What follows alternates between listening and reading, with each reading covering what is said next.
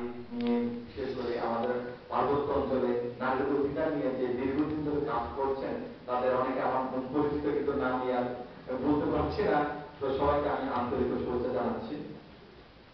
আমাদের এখানে মূলত দীর্ঘদিন আমরা কিন্তু মারমা সমাজের কথা কিছু বলি।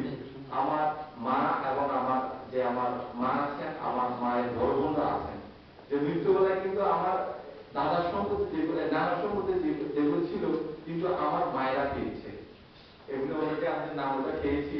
তো আমার নানির সম্পত্তি যেগুলো আছে এগুলো কিন্তু আমাদের মা মায়ের মনে মেয়েটা যদি আমরা মারাই পাচ্ছে, কিন্তু আমাদের বংশে আমি বলতে পারি যে এখন আমার নানার সম্পত্তিও কিন্তু আমার মারা পেয়েছে এবং নানির সম্পত্তিও কিন্তু মারা পাচ্ছে, সমান সমান ভাগে, একটু মনে বেশি ওগুলো সমান সমান পাচ্ছে। তো এখানে আমাদের হ্যান্ডম্যানের বিষয়ে আমি একটু বলবো যে এখানে আসলে কিছু যেমন একটা পচা মাছ পচে গেলে কিন্তু সকল মাছের গন্ধ বেরিয়ে যায়, ঠিক তেমনি আমি ঠিক বলতে পারবো কিন্তু সকল হ্যান্ডম্যান যে আমাদের যে সাকসেসফুল সার্টিফিকেট দেওয়ার ক্ষেত্রে কিন্তু সকল কিন্তু অনেকেই আছে যে সবাই কিন্তু নারীদের ছেলের পাশাপাশি নারীদের যে এখানে ওনারা নিবন্ধন করছেন, ওনাদের যে একটা রিপোর্ট দিয়ে থাকেন আমি মনে করি সকল হ্যান্ডম্যানদের দিয়ে থাকেন গুটি করে এখানে কিছু ভুল রাশির কারণে ওটা সম্পূর্ণ ঠিক তথ্যের কারণ অনেকটা গ্রাম একটা মৌজার সম্পূর্ণ একটা হ্যান্ডম্যান একটা মৌজার মাঝখানে থাকেন যেখানে একটু রাস্তার পাশে কোনো অবস্থা, কিন্তু যেখানে দুর্গম অবস্থা যেখানে যাতায়াতের খুবই অসুবিধা, ওটা আমাদের মাধ্যম এসে যায় কারবারের মাধ্যমে। তো এখানে মনে কিছু তথ্যগুলো কারণে মানে সঠিক তথ্য আসে না। তারপরে আমি বলবো যে এখানে অনেকের দোষ আছে যে অনেকে বিভিন্ন কারণে এই মিডিয়া হয়তো থাকলে নারীর নামটাই এখন না, কিন্তু প্রথমেই আমরা হ্যান্ডম্যান কারবারিদের যারা আছেন আমাদের তো তিনটা করছে এবং করছে বা তিনটা স্তরগুলি আমাদের প্রথম স্তর কারবারি, দ্বিতীয় স্তর হ্যান্ডম্যান, তৃতীয় স্তর রাজা। তো প্রত্যেকটাতে আমরা কিছু দীর্ঘ 2006 সাল থেকে আপনাদের একটা প্রথাগত যে নেতৃবৃন্দ আছে হ্যান্ডম্যান কারবারি ওদের জন্য ক্যাপাসিটিটা বিল্ডিং যেটা বলছি, তো বিভিন্ন কর্মশালা দিয়ে যাচ্ছি, ওনারা যেমন পেয়েছেন ওনারা অনেকে আমার যারা আছেন হ্যান্ডম্যান বা কারবারি পেয়েছেন।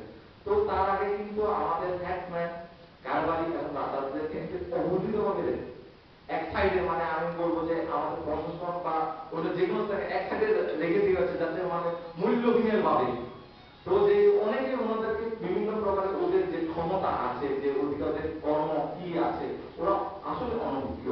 তো আমরা 2006 থেকে ওদেরকে পর্যায়ে ধাপে ধাপে কিন্তু বিভিন্ন ট্রেনিং দিচ্ছি এবং ওদের আমাদের 1900 যে ম্যানুয়াল সম্বন্ধে আমরা ট্রেনিং দিচ্ছি, আমাদের সম্পত্তি ন্যাচারাল রিসোর্স ম্যানেজমেন্ট ট্রেনিং দিচ্ছি এবং তাছাড়া আমাদের পারিবারিক যে একটা বিচার কাঠামো যেগুলো আছে ইন্টারেস্ট ম্যানুয়াল যারা আইনে সে আমরা কিন্তু দিয়ে যাচ্ছি। তো এই চাইতে আমি বলবো যে আগের চাইতে কিন্তু বর্তমান প্রেক্ষাপটে আমি বলবো যে অনেকটা হ্যান্ডম্যান এবং কারবারি সচেতন আছে।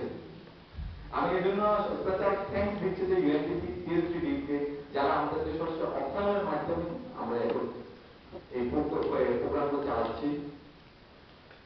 এখানে আমি বলবো যে আমার যখন থেকে আমি রাজস্ব দায়িত্ব গ্রহণ করেছি আমি কিন্তু আমার অফিসে কিন্তু আমি অনেকে বলেছে নারী এবং সব অফিসে কিন্তু আমার অফিসে কিন্তু ছেলের চাইতে সংখ্যা মেয়েই বেশি ছিল। যেমন আমার এখানে কয়েকটা স্টাফ ছিল যে মেয়ের সংখ্যা বেশি, ছেলে ছিল 2 জন। পরবর্তী যখন ডিএসও এবং লোকাল ভলান্টিয়ার যাওয়ার কারণে মনে হয় আমাদের একটা সর্বদা রয়েছে। তো আমরা কিন্তু সব ক্ষেত্রে কিন্তু আমাদের মমতার কার্যালয় এবং বিভিন্ন ক্ষেত্রে আমাদের কারবারি নিয়োগ ক্ষেত্রে আমরা দীর্ঘ প্রথমবারের মতো 500 পর্যন্ত একটি মহিলাকে কিন্তু আমরা সরাসরি সরকার ওনার স্বামী মারা যাওয়ার পর ওনার বাইকে না দিয়ে কি করেছি আমরা সরাসরি কিন্তু ওনার ওয়াইফকে দিয়ে দিয়েছি।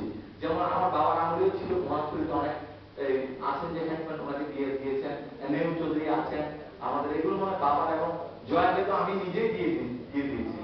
উনিকে জয়াকে তো আমার আমলে মনে নিয়োগ প্রাপ্ত মহিলা হ্যান্ডম্যান হিসেবে আছেন। তো এখানে যে অধিকার কথা বলা হয়েছে আমি আজকের যে যিনি আমাদের এই প্রশ্নপত্র উপস্থাপন করেছেন আমাদের ওনার সাথে আমি একমত। আমাদেরও কিন্তু আমাদের যে ছেলের পাশাপাশি সমাজ ব্যবস্থায় নারীর একটা অংশগ্রহণ প্রয়োজন এবং দিন দিন আমাদের সমাজ ব্যবস্থা পরিবর্তনের কারণে কিন্তু মেয়েরা কিন্তু আমার পিছিয়ে যাচ্ছে না, সামনে এগিয়ে যাচ্ছে। তো আমি এখানে কিছু আমি যে সুপারিশমালা দেওয়া হয়েছে এখানে আমাদের বিভিন্ন ক্ষেত্রে ওই নারীর আমি বলবো যে আমাদের নারী যে অধিকারগুলি আছে কিন্তু আমাদের মারমা সমাজে কিন্তু পাশাপাশি নারীকেও যাতে সকলে পায়, এটার জন্য আমরা প্রচলন করছি এবং বিভিন্ন আমরা ওয়ার্কশপ করছি। আমাদের বিশেষ করে মানব উন্নয়ন সংসদ এবং এখানে অনেক ঐক্য পরিষদ এবং বিভিন্ন আছেন, ওদের বিভিন্ন একটা ফলক আছে যে ওটা থেকে প্রমোট করছেন। তাছাড়া আমাদের উত্তরাধিকার সম্পত্তি নিশ্চিত করার জন্য আমি কিন্তু আরেকটা কথা বলতে চাই যে আমি শুধু মারমার রাজা না, আমি কিন্তু মং সরকারের রাজা মানে সকলের, চাকমা মারমা ত্রিপুরা বাঙালি সকলে আমার প্রজা। তো সে আমি কিন্তু মারমার দৃষ্টিকোণ থেকে দেখে বলছি না, আমি রাজা হিসেবে সকল সম্প্রদায়ের দেখে দৃষ্টিকোণ থেকে দেখেই বলছি যে আমরা নারীরা কিন্তু আমরা প্রত্যেকটা ক্ষেত্রে আমাদের একটা আমরা এখানে বড় মা বোন বা যেগুলো কিছুই এখানে কিন্তু আমরা অবহেলিত এখানে আমরা করছি না। ওনাদেরকে আমরা চাচ্ছি যে আমরা বিভিন্ন মিটিং বা সেমিনার ওনাদেরকে কিন্তু নিয়ে আসা পারি। প্রত্যেকটা মিটিং এ আমরা কিন্তু আমাদের যে রাজার যে মিটিং হয় আমরা কিন্তু হ্যান্ডম্যানের কাছে পাশাপাশি আমরা মহিলাদেরকে যাতে খুব স্পেশালি দিচ্ছি ট্রেনিং আমরা প্রত্যেকটা যদি কারবারি হয়ে না থাকে হ্যান্ডম্যানের স্ত্রীকে কিন্তু আমরা ট্রেনিং এ আমন্ত্রণ জানাচ্ছি এবং ওনাকে ট্রেনিং দিচ্ছি।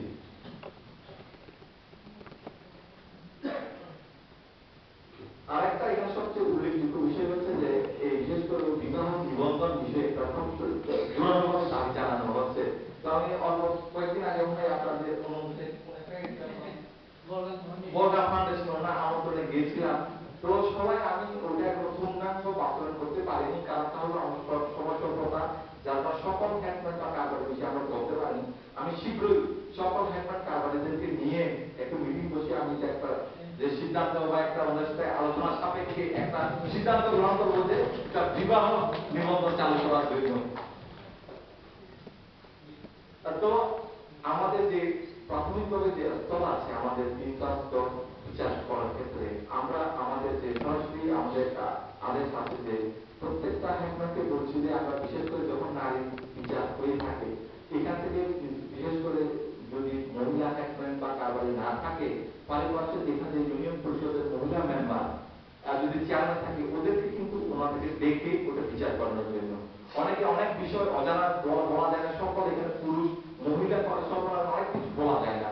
তো আমরা এখানে আমাদের প্রথাগত কারবারি তাদের বলা আছে যে আপনারা শুধু কোনো বিচার আচার করলে যদি মহিলার পক্ষে যদি একজনকে না ওই মহিলা যদি কারবারি থাকে ওই কারবারি নিয়ে আসবেন, তাছাড়া যদি না থাকে মহিলা ইউনিয়ন পরিষদ চেয়ারম্যান অথবা মহিলা কাউন্সিলর ওদেরকে যাতে নিয়ে এখানে বিচার আচার করা হবে। এগুলো আমরা প্রত্যেকটা মিটিং এ বা সেমিনারে আমরা বলছি এবং কাজ করার জন্য।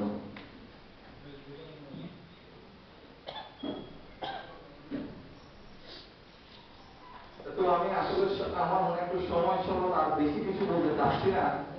হ্যাঁ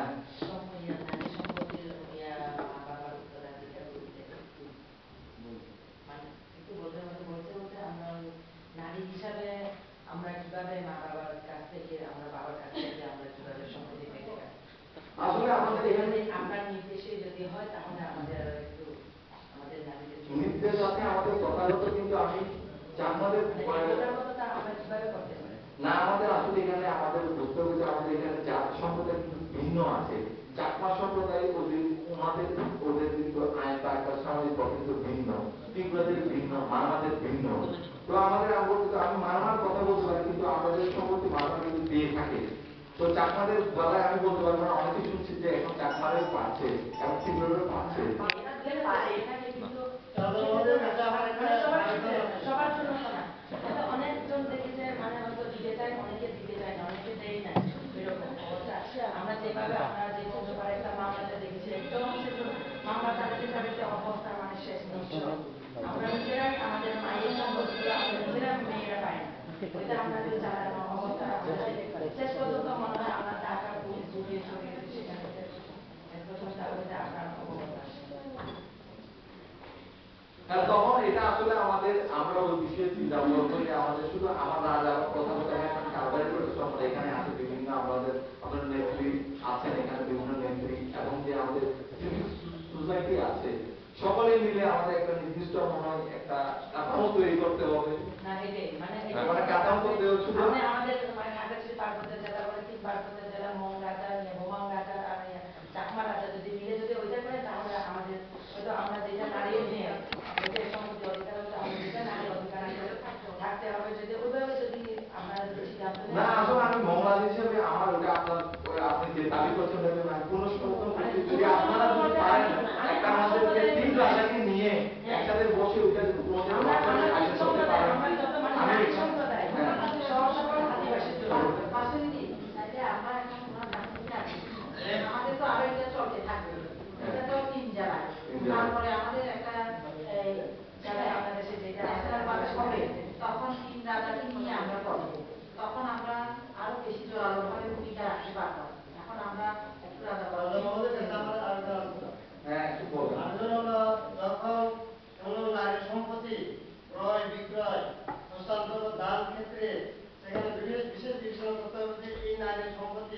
মাটি দান করা হচ্ছে, কোথায় বিক্রি করা হচ্ছে, কোথাও সার্ভিসপত্র না এটা বিক্রি করতে বাধ্য হবে কিন্তু বিক্রি মুখ করতেছে না, সেক্ষেত্রে বিশেষ নজর দেওয়ার জন্য আমি আপনার কাছে অনুরোধ জানাচ্ছি।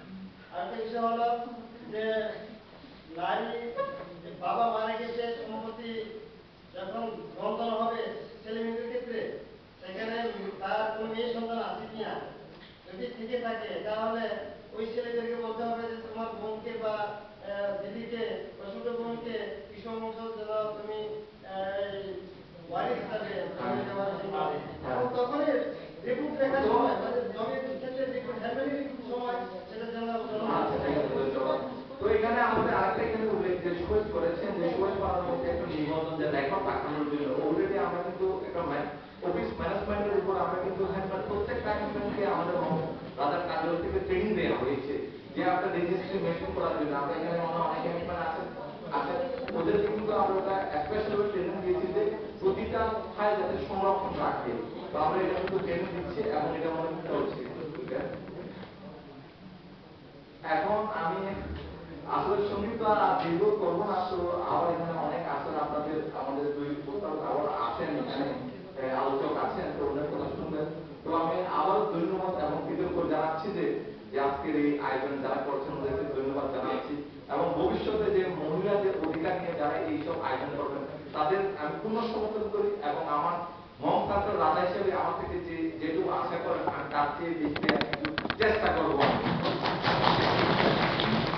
তো আমি সামনে আমার রাজপূর্ণিমা ওই বিষয়ে আমি সকল হ্যান্ডম্যানকে এবং কারবারিকে কিছু দিক নির্দেশনা দিয়ে থাকবো। আপনাদের আজকের এই কর্মশালার প্রেক্ষিতে কিছু আমি নোট করে রেখেছি। তো আমি রাজপূর্ণিমাতে দিক নির্দেশনা দেবো আপনাদের নাগরিক অধিকার বিষয়ে। তো সকলকে আবারও ধন্যবাদ এবং কৃতজ্ঞ আজকে যে আমাকে এই অনুষ্ঠানে একটা সুন্দর অনুষ্ঠানে আমাকে আমন্ত্রণ জানাতে সকলকে ধন্যবাদ। এবং সামনে আমার 18 রাজপূর্ণিমা, সকলকে আমার দাওয়াত রইল, এবং যে আপনারা সবাই একটু আসেন আমার এখানে একটু রাজপূর্ণিমা দেখে যান, সে আমন্ত্রণ রইল। সকলকে ধন্যবাদ। ধন্যবাদ আমাদের প্রধান অতিথি মম সার্কেল শাসিপুর চৌধুরীকে। আমরা ওনাকে এখানে পেয়েছি এবং ওনার অনেক কিছু সহযোগিতার কথা আমরা শুনেছি।